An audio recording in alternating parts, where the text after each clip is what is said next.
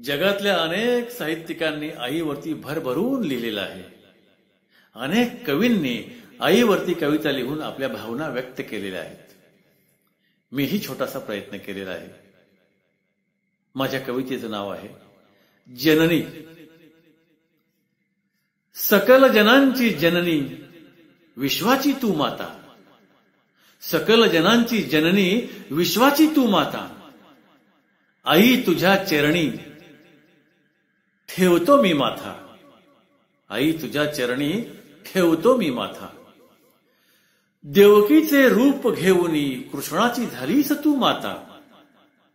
देवकीचे रूप घेऊनी कृष्णाची झालीस तू माता. अधर्माला मारुनी घडविलेस तू महाभारता. आई तुझ्या चरणी ठेवतो मी माथा. जिजाऊचे रूप घेऊनी शिवबाची झालीस तू माता. जिजाऊचे रूप घेऊनी शिवबाची झालीस तू माता. हिंदवी स्वराज्य स्थापुनी जागवेलीस तू अस्मिता. आई तुझ्या चरणी ठेवतो मी माथा. भीमाईचे रूप घेऊनी भीमाची झालीस माता. भीमाईचे रूप घेऊनी भीमाची झालीस तू माता. जीवन आपले त्यागुनी उद्धारिलेस तू दलिता. आई तुझ्या चरणी ठेवतो मी माथा. पुतळीबाचे रूप घेऊनी बापूची झालीस माता.